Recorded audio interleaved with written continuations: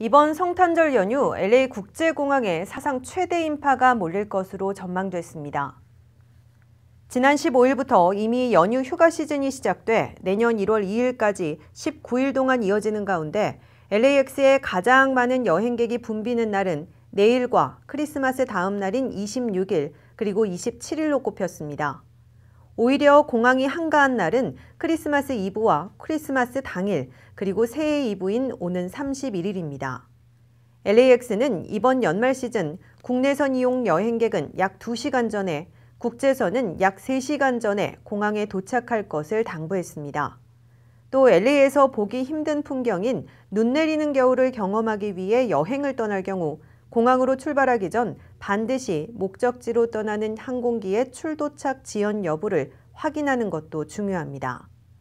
교통 혼잡을 줄여 여행객들에게 편의를 제공하기 위해 공항 인근에서 진행 중인 공사들은 내년 1월 4일까지 일시 중단된 상태입니다.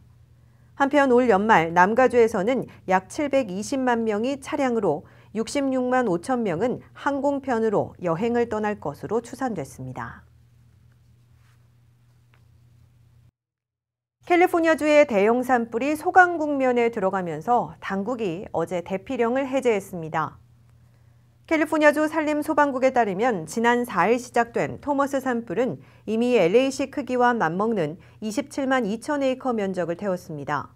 진화율은 현재 60% 수준이며 강풍이 불고 있지만 산불 확산은 별다른 영향을 미치지 않고 있는 상황입니다. 산타바바라 카운티 측은 대피령이 해제됐지만 아직은 위험이 남아있다고 경고했습니다. 토머스 산불은 이미 1932년 이래 캘리포니아에서 발생한 산불 가운데 두 번째 규모로 기록됐습니다. 산불로 인해 건물 1,300여 채가 소실됐습니다. 역대 산불 가운데 토머스 산불보다 더 많은 피해를 낸 것은 2003년 샌디에고 지역 시더 산불이 유일합니다. 시더 산불은 27만 3천 에이커 임야를 태우고 15명의 희생자를 냈습니다. 다음 소식입니다. 최근 아이폰 성능 저하 기능을 도입했다고 인정한 애플을 타겟으로 소비자들의 줄 소송이 이어지고 있습니다. CNBC 방송 등에 따르면 캘리포니아주에 사는 아이폰 이용자인 2명은 어제 애플을 상대로 소송을 냈습니다. 이들은 애플이 아이폰에 성능 저하 기능을 도입한 탓에 사용에 불편을 겪었으며 경제적 손실을 포함한 피해를 봤다고 주장했습니다. 앞서 전날인 20일 애플은 아이폰 6, 6S, SE의 갑작스러운 전원 차단을 막고자 지난해 아이폰 운영체계 iOS 업데이트를 통해 성능 저하 기능을 도입했다고 밝혔습니다. 애플은 리튬이온 배터리는 주변 온도가 낮거나 충전이 덜 됐거나 노후한 상태일 때 기기를 보호하느라 갑자기 전원이 꺼질 수도 있다면서 이 같은 현상을 막고자 성능 저하 기능을 도입해 배터리 잔량을 유지하려는 의도라고 해명했습니다. 소송을 낸 이들은 아이폰 7 이용자로 이번 소송에서 미국 내 아이폰 8 이전 기기를 가진 이용자 모두를 대변한다는 입장입니다. 같은 날 일리노이주에서도 애플의 아이폰 성능 저하 기능이 소비자 보호법을 어겼다며 아이폰 5, 6, 7 이용자 5명이 시카고 법원에 애플을 상대로 소송을 냈습니다. 세제 개편이라는 첫 입법 승리를 거머쥔 트럼프 대통령이 오늘 크리스마스 휴가를 위해 플로리다로 향했습니다. 그런가 하면 도쿄에서는 200명의 산타가 거리를 즐거운 분위기로 만들어주고 있습니다. 간추린 소식 조민정 기자입니다. 도널드 트럼프 미국 대통령이 백악관을 떠나 마라라고에서 얼마간 머물 예정이라고 CNN 등 언론들이 보도했습니다. 아직까지 복귀 시점은 공개하지 않고 있으나 트럼프 대통령이 그동안 리조트에서 열리는 신년 파티에 빠지지 않고 참석해온 만큼 이번에도 새해를 마라라고에서 맞을 가능성이 있다고 언론들은 내다봤습니다.